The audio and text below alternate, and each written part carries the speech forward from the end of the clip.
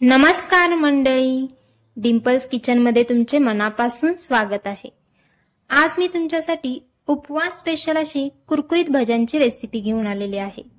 तर आज आपण मस्त कुरकुरीत आणि आतूनही तितकीच मऊसूत अशी उपवासाची कुरकुरीत भजी कशी करायची ते बघणार आहोत।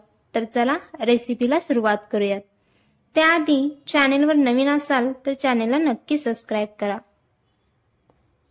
साबुदाणा भजी बनवण्यासाठी इथे मी 1 वाटी बटाटे उकडून त्याला अशा प्रकारे थोड्याशा मोठ्या मोठ्या तुकड्यांमध्ये स्मॅश करून घेतले आहे।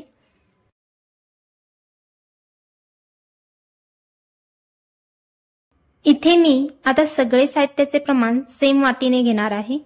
तर 1 वाटी उकडलेला बटाटा घेतला आहे, त्याला अर्धी वाटी इथे मी साबुदाण्याचे पीठ घेतले आहे।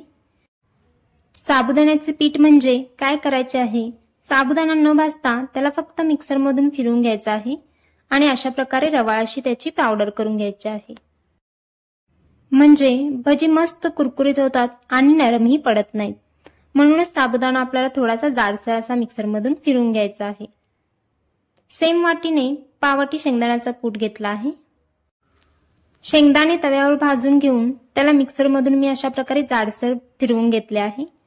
त्यानंतर 1 मोठा चमचा जिरे, 1 हिरवी मिरची अशा प्रकारे बारीक चिरून घेतली आहे, तीही यात घालून घ्यायची आहे। तुम्हाला जितकं कमी जास्त तिखट लागत असेल त्यानुसार तुम्ही हिरवी मिरची वापरू शकता।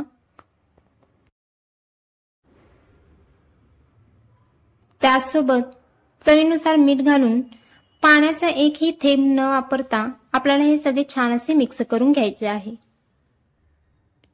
तुम्ही उपवासाला कोथिंबीर खात असाल तर तीही घातली तरी चालेल।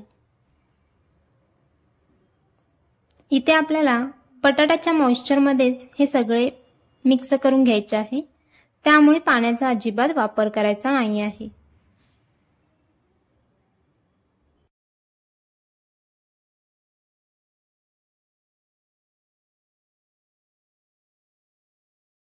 अशा प्रकारे याचा गोळा तयार होत आहे, म्हणजे आपले भजीचे पीठ तयार आहे। इथे मी एक छोटासा गोळा घेतला आहे। अशा प्रकारे तुम्हाला जितका छोटा किंवा थोडासा मोठा हवा असेल तर मोठा आणि कोणत्याही आकारमध्ये गोळा पाहिजे असेल त्यानुसार भजीचे गोळे करून घ्यायचे आहेत।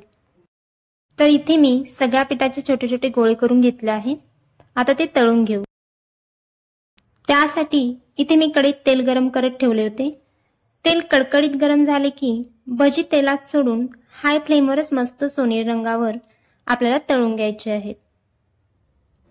तुम्ही डायरेक्ट तेलात पिठाचे छोटे छोटे गोळे सोडून तळून घेतले तरी चालेल, पण अशा पद्धतीने आधी सगळे गोळे करून तळायला सोपे पडते।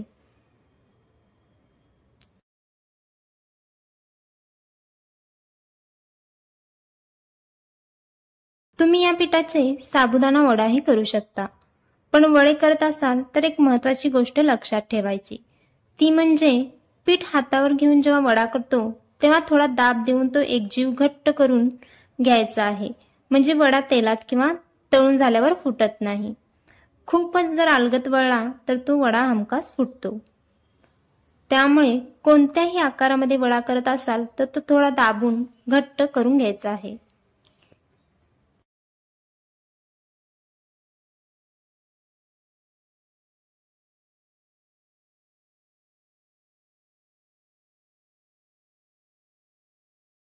अशा पद्धतीने आपल्याला सोनेरी रंगावर सगळ्या भज्या तळून घ्यायच्या आहेत।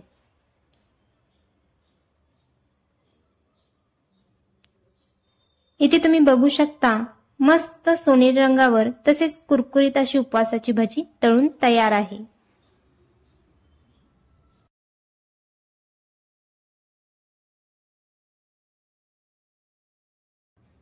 भजी थोडीशी थंड झालेली आहे।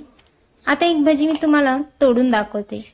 बाहेरून मस्त कुरकुरीत आणि आतूनही मऊसूत अशी आपली उपवासाची भजी तयार आहे।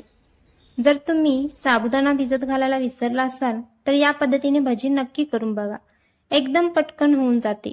त्यामुळे नक्की ट्राय करा आणि रेसिपी आवडल्यास नक्की लाईक आणि शेअर करा।